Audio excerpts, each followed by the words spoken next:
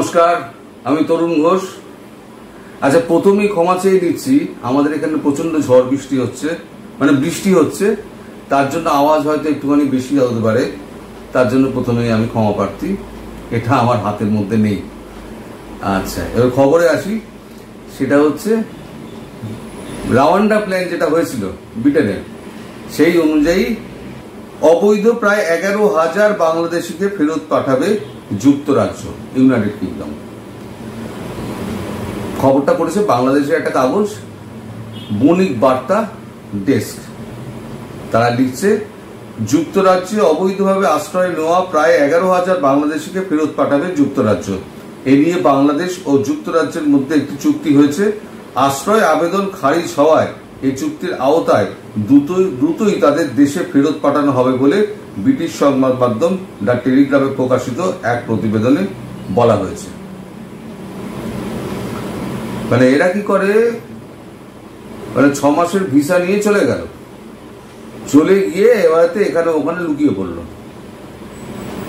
মানে বিদেশের ওই চাকচিক্য, লন্ডনের ওই চাকচিক্য, এই সমস্ত দেখে তাদের আর বাংলাদেশে ফেরার মন হয় না, তাই ওরা ও দেশে লুকিয়ে টুকিয়ে থাকে। অবৈধ হয়ে যখন ভিসা জাম্প করে, তখন ভিসার মেয়াদ যখন শেষ হয়ে যায়, তখন দেশে না ফিরলে তারপরে ভিসা জাম্প করা, তেমন ভাবে এরা লুকিয়ে টুকিয়ে ছিল। এবার রাওয়ান্ডা প্ল্যান অনুযায়ী তাদেরকে সব কাপাকাপ করে ধরা হচ্ছে। আচ্ছা, কাগজটা আরো কি লিখছে, এই বছরের মার্চ থেকে আগের 12 মাসে যুক্তরাজ্যের রাজনৈতিক আশ্রয়ের আবেদনকারী বাংলাদেশিদের মধ্যে প্রায় 5% আবেদন মঞ্জুর করেছে দেশটির সরকার। বাকিদের ফেরত পাঠানোর বিষয়ে দুই দেশের মধ্যে স্বাক্ষরিত চুক্তিতে ব্রিটিশ পক্ষে সই করেন দেশটির অবৈধ অভিবাসন বিষয়ক মন্ত্রী মাইকেল টমলিনসন। চুক্তি অনুযায়ী শুধু আশ্রয়ের আবেদন খারিজ হয়ে যাওয়া ব্যক্তি নয়, অপরাধী ও ভিসার মেয়াদ শেষ হয়ে যাওয়া অভিবাসীদেরও দেশে ফেরত পাঠানো হবে। সব মিলিয়ে এর সংখ্যা প্রায় 11,000। মাইকেল টমলিনসন বলেন, যুক্তরাজ্যের মূল্যবান অংশীদার বাংলাদেশ। এটা একটা গুরুত্বপূর্ণ ব্যাপার যে অভিবাসন সহ অন্যান্য ইস্যুতে বাংলাদেশের সঙ্গে আমাদের সম্পর্ক জোরদার হচ্ছে। তিনি আরো বলেন, এ ধরনের চুক্তি যে অবৈধ অভিবাসন ঠেকাতে গুরুত্বপূর্ণ ভূমিকা রাখে তার সুস্পষ্ট প্রমাণ আমাদের হাতে রয়েছে। চলতি সপ্তাহে লন্ডনে অনুষ্ঠিত দুই দেশের প্রথম যৌথ ওয়ার্কিং গ্রুপের বৈঠকে চুক্তির বিষয়টি চূড়ান্ত হয়। বৈঠকে উভয় দেশ অংশীদারিত্ব জোরদারের পাশাপাশি অর্থনৈতিক, সাংস্কৃতিক এবং সামাজিক বিষয়ে সহযোগিতা এবং শক্তিশালী করার প্রতিশ্রুতি দেয়। তার মানে বাংলাদেশ থেকে 11,000 এবার দেশে ফেরো, আর দেশে না ফিরতে চাইলে সোজা প্লেনে করে রাওয়ান্ডা। তার থেকে ভাই বাংলাদেশে ফিরে এসো। বাংলাদেশ অনেক ভালো জায়গা, নিজের দেশ, নিজের মাটি, স্বাধীনভাবে বাস করতে পারবেন। আর রাওয়ান্ডা গেলে না অবস্থা টাইট হয়ে যাবে। আর কেন এসব করেন আপনারা আমি বুঝি না। বিদেশে যাওয়ার এত শখ কিসের? এই কিছুদিন আগে আমি একটা খবরে বলছিলাম না, বাংলাদেশি একজন দোকানি, সে ব্রিটিশ এক মহিলাকে সে মানে জিনিসপত্র দেবে না, বলছে এটা আমাদের দেশ। বাংলাদেশে ওখানে গিয়ে বসে সে বলছে এটা আমাদের দেশ। দেশে মহিলা খুব চিৎকার চেঁচামেচি, যা হবে, আমার দেশে বাস করছো তুমি, আমাকেই বলছো জিনিসপত্র বেচবে না। তারপরে তিনি একটা টুল নিয়ে 3 দিন ধরে মাইকিং করতে শুরু করলেন। ব্যাস, বহু একেবারে ব্রিটেনবাসী একেবারে জোগাড় হয়ে গেল, হাজারে হাজারে সব বাংলাদেশি আর পাকিস্তানি সমস্ত দোকানগুলো বন্ধ হয়ে গেল, কেউ বেচা কেনা করতে পারছে না, সব বয়কট করে দিল। মানে বাংলাদেশি অবৈধ বসবাসকারী ব্রিটেনে 5 নম্বর। প্রথমে হচ্ছে পাকিস্তান, তারপরে কিছু আফ্রিকান কান্ট্রি রয়েছে, আর 5ম স্থানে রয়েছে আমাদের বাংলাদেশ।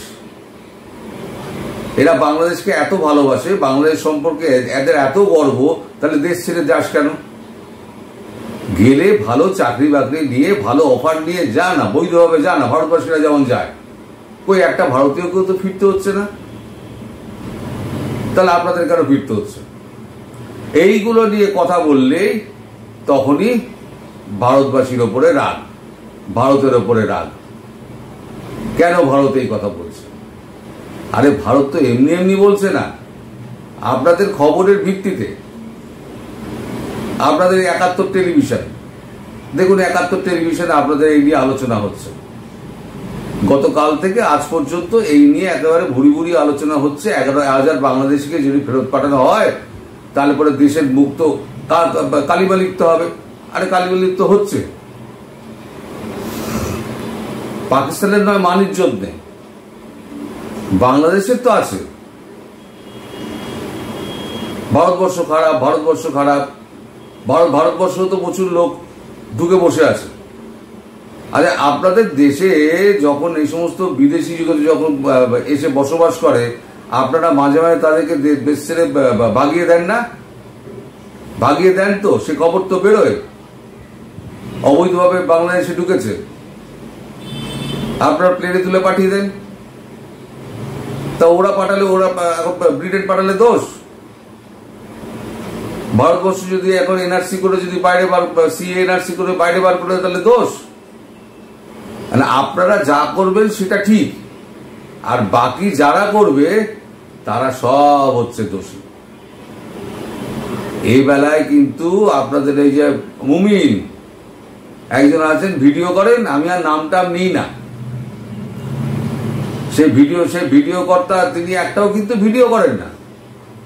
এই ব্যাপারে তার কোনো মন্তব্য নেই। তিনি একদম চুপটি বেড়ে বসে আছেন, তিনি তো একবারে নো স্পিকটি নন, এই ব্যাপারে কোনো কথা বলবেন না। আমি তার ভিডিওগুলো সার্চ করে করে দেখছিলাম যে এই ব্যাপারে যদি কোনো কথা বলে থাকেন, না, এই ব্যাপারে উনি কোনো কথা বলবেন না।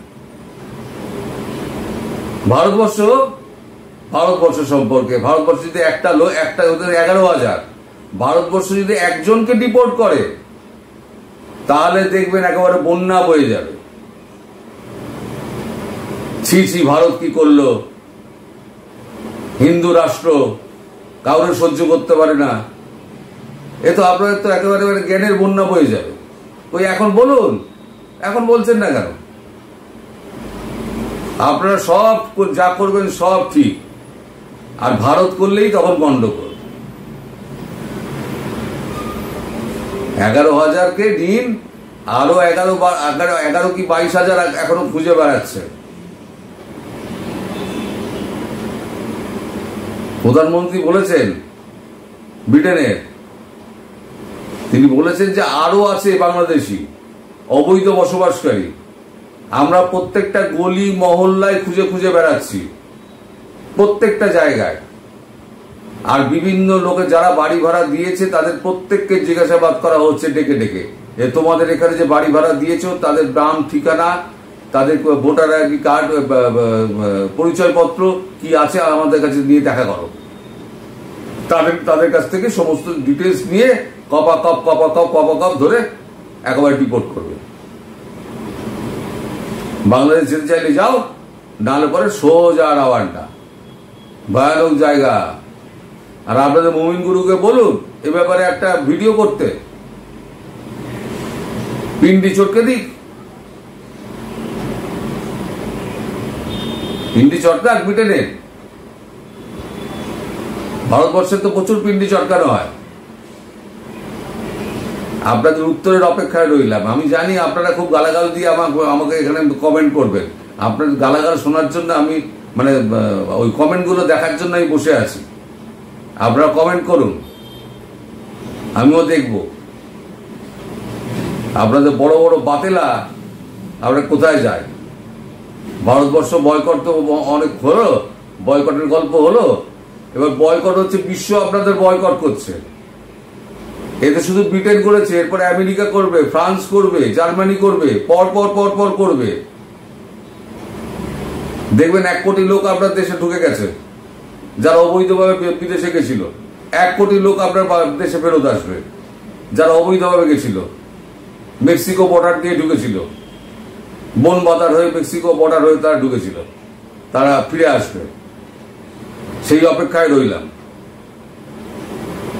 সবাই ভালো থাকবেন, সুস্থ থাকবেন এবং সাবধানে থাকবেন। নমস্কার।